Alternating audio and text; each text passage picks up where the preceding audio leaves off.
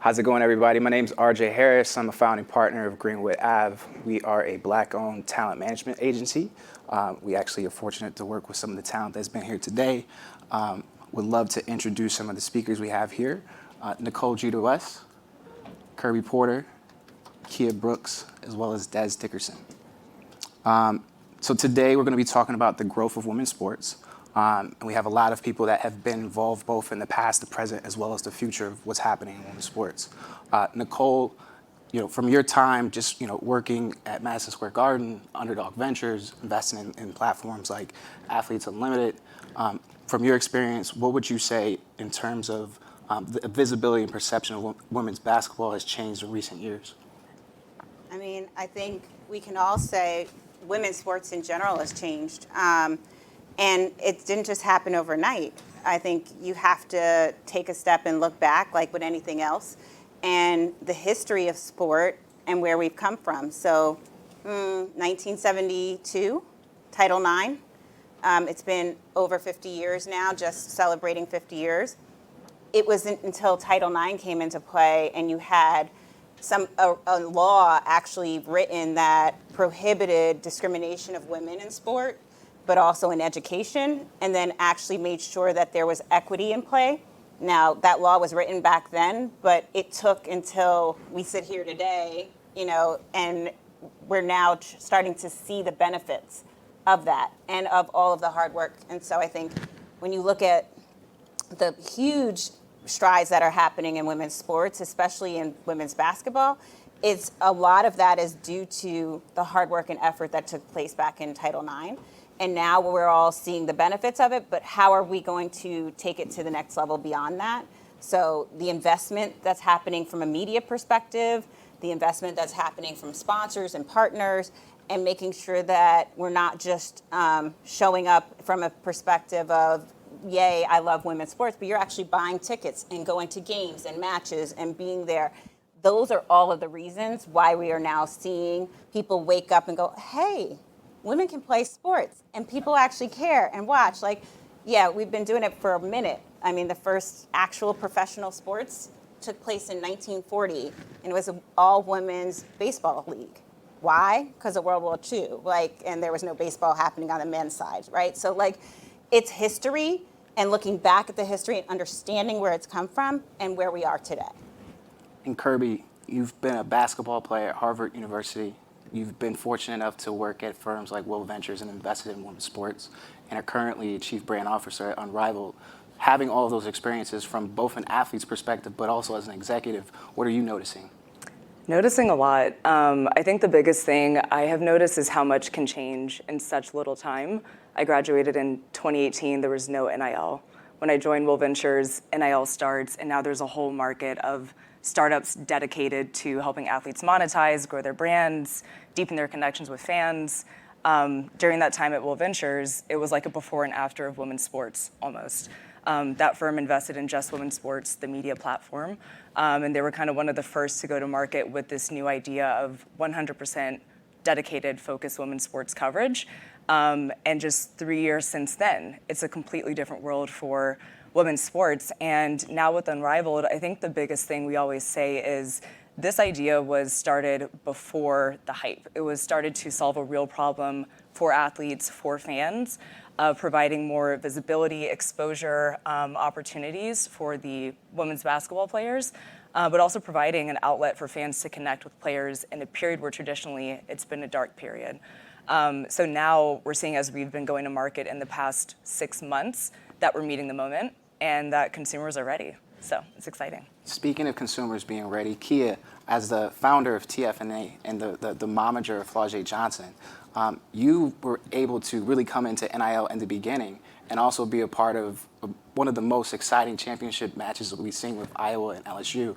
Walk us through what that experience was like, both coming into LSU and then being a part of that growth period for women's basketball. It was a beautiful moment for me as a mother, seeing how we were concerned about if my daughter was going to be a rapper or a basketball player. Mm-hmm. That was a big deal for our house because she was like, I'm going to be a basketball player. I said, you need to go Google how much a basketball player makes. Not that I was going to discourage her to do that, but at the same time, how can you take care of your family with $75,000 or whatever it was back then? So her dad was already musically inclined. She was really great at that. Musicians are making a whole lot of money, and I know how to create a business and go get some of that money. So at the same time, with her passion and everything else, we were like juggling.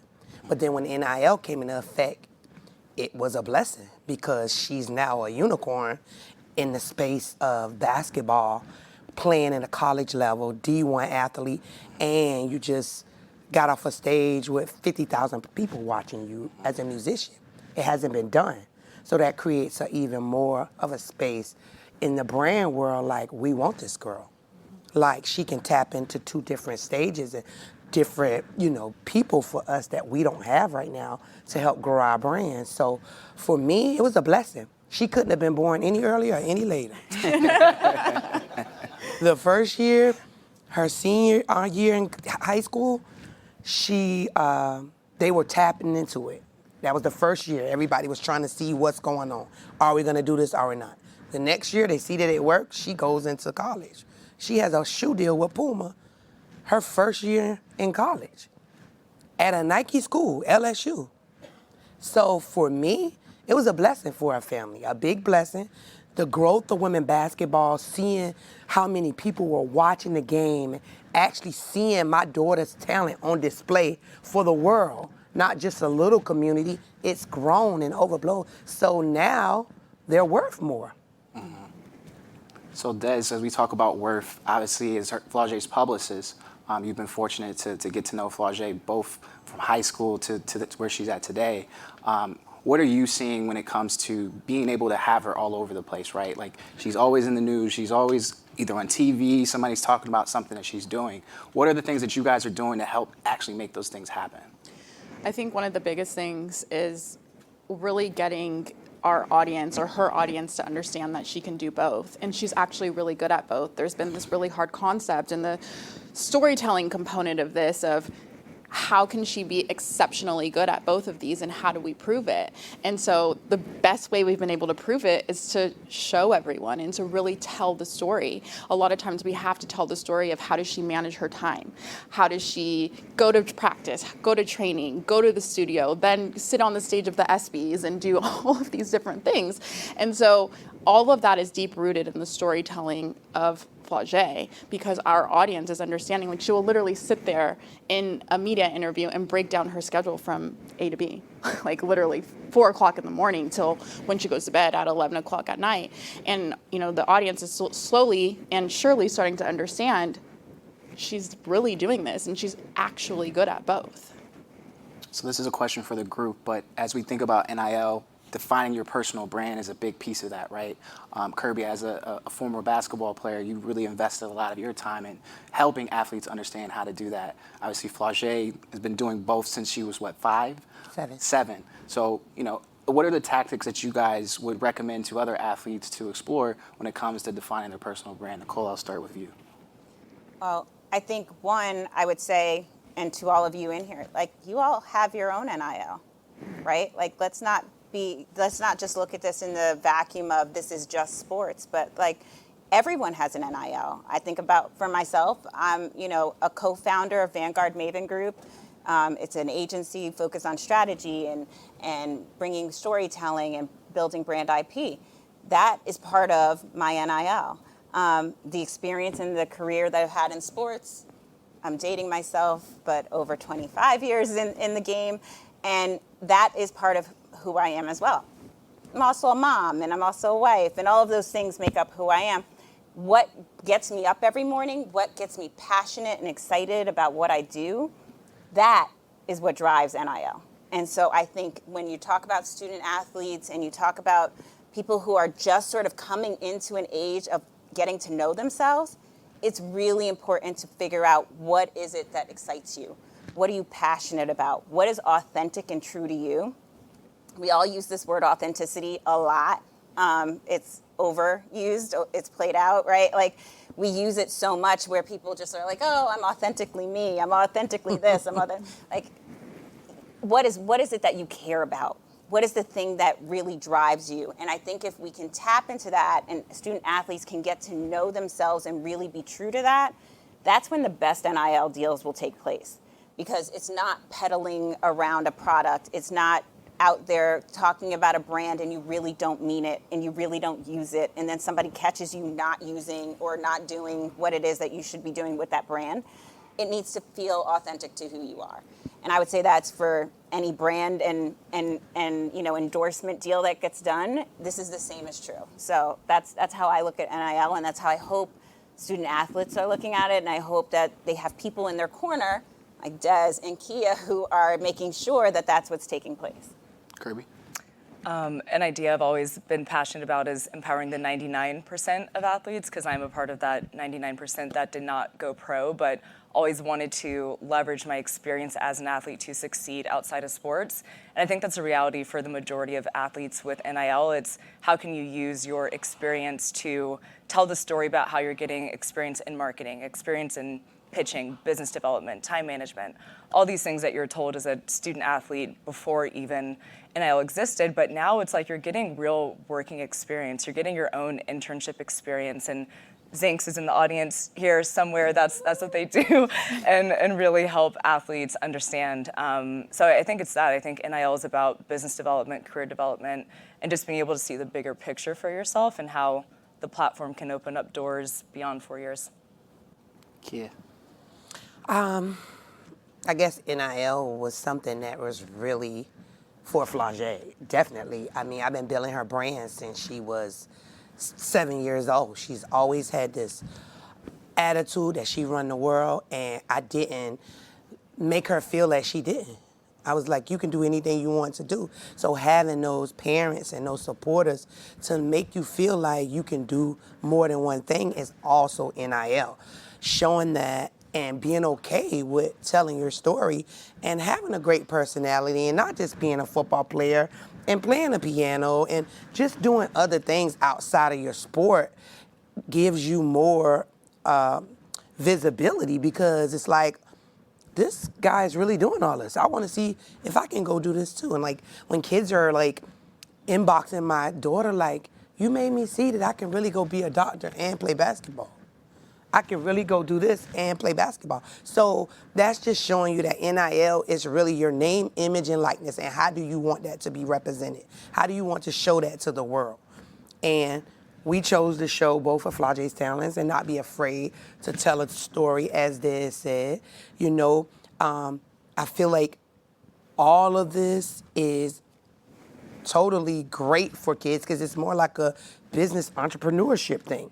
You're learning as you're going about your life that could be and what you want for yourself. So NIL is a must. I think that it should have been going on.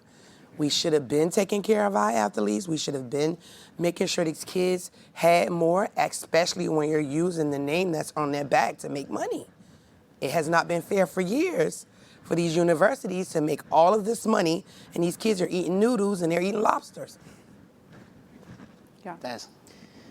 I mean, everybody had really great answers, but I don't, want to repeat. But I think when every student athlete comes to campus, they should sit down and do an exercise of what do I like that's off of the court, because everybody knows you're good at your sport, right? And that's cool, that's great. But people are obsessed with what you do off of the court too. And I think when you speak to a brand perspective, when we're talking about making money, brands are excited to work with you when you're doing something outside of just your sport. And I will tell you, probably statistically, data-wise, Kia and I work side by side on a lot of the brand partnerships. They're willing to invest so much more money when you're doing something outside of just your sport, because you also become more relatable to their consumer. So every consumer can't go and play basketball. They might want to, but when it comes to things that you do outside of your sport, people find that relatable. And I think that if every athlete were to touch base on those different aspects and elements of what they like outside of their sport, they will be so much more successful in this NIL space, and brands will be spending so much more money than they already are in the NIL space. So we saw LSU versus Iowa. Caitlin Clark, Angel Reese, they go to the WNBA. There's been increase in ticket sales, increase in viewership in the WNBA. So as we look at women's sports from a media standpoint, how do we see the media landscape evolving? Nicole? I think what we're seeing is brands are starting to value women's sports closer to what they should be, but they're not there yet. And I think you have some leaders in the space. I'll give an example. I think Ally Bank is doing this in the sports space, right? They stepped up big time in their partnership with the NWSL. And their partnership with them was not just about, okay, we just want to go in there and put our name against this brand because it's growing. They actually went to their media partners and said, we want to make sure that their championship is in prime time. And we're going to put the ad dollars against it, just as it would if it was any other All-Star, NBA, championship or major programming event in sports, so that we get the right timing and positioning. Well, what happened? People watched. And people watched in numbers that they never thought or expected could, because you didn't put it on in the afternoon on a Saturday in a random summer, where nobody was going to watch it. You actually put it on prime time and you got that exposure. And so it's going to take brands like Ally and others who are going to step up and pay and put the dollars behind it and say the value is there. And so until we see valuations for women's sports showing up in a way that's different and unique from what you see in men's sports, it's not apples to apples right now. You can't look at the Super Bowl commercial and then say, okay, and an NWSL championship or a WNBA championship and say we're going to evaluate those at the same level. But you should be looking at the level of engagement of the audience. Their brand recall is higher than some of these male sports. And so if you're looking at some of those things, then you can look at it and value it differently. And so I think it's an exercise that continues to need to happen around valuation, so that we can be able to get media dollars where they need to be. Because when we get media dollars, we get awareness, we get exposure, all of the numbers start to grow. And that's when you see partners wanting to spend. All of you wonderful brands out there will start to put money behind it because you can see the traction there. That's what's happening in women's sports now. We just need more brands to show up and start putting the value behind it.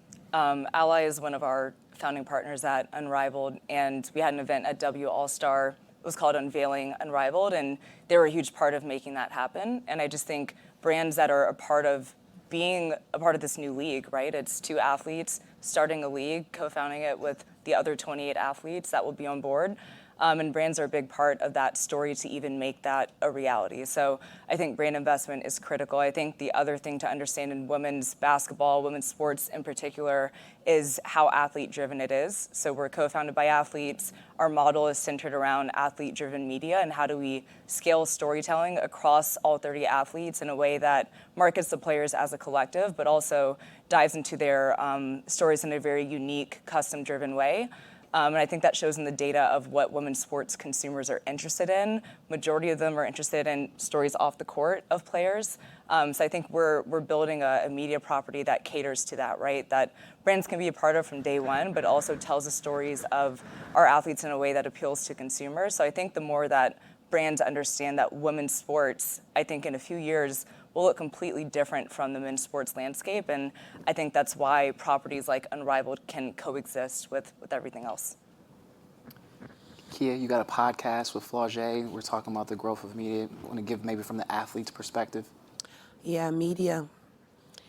The media has to do a little better, but we're going to have to help them, I need everybody to start having kids, daughters, to keep this thing going. We're going to have to keep breeding stars to keep it going. But now that they see the worth, you'll get more athletes. You'll get more women wanting to play sports because now they can take care of themselves with it. So for me, I'm feeling like, Caitlin Clark was needed. Mm-hmm. Caitlin Clark was needed for us women because now you're looking at the deals that she's getting, that's only helping the next girl to get the deal and the next girl for it to be higher and higher and higher. So for me, the podcast, telling these stories, Flage tapping into things that people don't really hear about off the court, letting them know like what they did at practice, what happened with the coach, all of that. People are nosy. They want to know. They want to know the gossip. They want to know the juice. Like, give them juice. And I noticed that a lot of the blogs, if the numbers aren't there, they're not going to post it. If they don't see the engagement, if they don't see, I'm not posting it. I don't even want to post nothing that's not going to fly sky high on my page. So we got to give them things that people want to see. And that's how you keep everything rising to the top for me. I think this is a really interesting question because I think when we speak about Flage, we in some way speak about an anomaly. Like most college athletes are not having the same NIL experience as she is having. And it's very important for me from a media perspective, to make sure, her story is told right. But also I know her story helps so many other women in the league tell their stories. And it is my job to hold the media accountable to make sure that these stories are told. And so I have found myself having a lot of conversations with media, like one-on-one conversations with them about women and representing them right and representing their valuations properly and representing, their stories properly, where they come from, the universities that they go to, their backstories properly, because it makes a huge difference. It makes a really, really big difference. And I think oftentimes the media is so hyper-focused on men right now, male sports. And I tell them, I need you to be more focused on women's sports. I need you to get the facts and accuracy right of these things because representation matters. More women need to be seen in the media. So I need more content, more of everything from them. There's, like Kia said, there's progress happening, but we're not there yet. So I wish we could have, even more women working in media, in sports, in order to be able to tell those stories and be more passionate and active with telling them. All right, so this is going to be my last question. It's for Kia and Des. Obviously, with the growth of women's sports has come a lot of brands that are saying, hey, we want to invest in women's sports, but a lot of them are not necessarily doing it in that favorite word we use, authentically. What would you guys recommend brands do in terms of developing sponsorship strategies of investing in women's sports and how to approach it? That's a really good question. That is a good one. I think that there's some of our brand partners who are doing it really well because there are, of course, like some of the first brand partners to dip their feet into it. I think the most simple answer to that is you just have to try it. I was actually speaking to one of our partners, Invisalign, in a meeting last week, and I was saying, what makes you attracted to working in the sports area, in the sports arena, especially with women's sports? And they were just like, we know it's going to be something. We want to support women's sports. It might not work, and it might, but what's the worst that could happen? And I think we need more brands to be willing to say what's the worst that can happen in order to get this extra leverage that women deserve. Another thing that helps is you don't have to have the largest campaign, right? A lot of brands are holding ambassador programs, and they're choosing different athletes from a lot of different universities and testing things out. Like, just test it out, try it. Like, just start is the biggest thing I would say. Yeah. Definitely, they gotta try it. Use some of the bigger athletes, like Flage. She's one of those ones that she don't want her teammates to feel left out. Mm-hmm. We always pitch them, hey, how can we do an NIL with the rest of the girls? It doesn't have to be as big as Flage's, of course, but she can, give back to them as well. So just making sure that whatever you're doing is definitely organic. Like some of the stuff they sending us to post on the page, I'm like, listen, this is not going to go viral. This is not going to help us. Let Flage come up with the creative behind it. Let her tell a story kind of similar to what you want her to do, but it's going to look more raw and real if she tells the story. So just giving them ideas and pitching them some of the creative things that we have has been helping us to get more leverage with what we're trying to do with the women and also getting the stories out there for the women. Thank you, Kia. Thank you guys for listening. Appreciate your time. I think we're at time.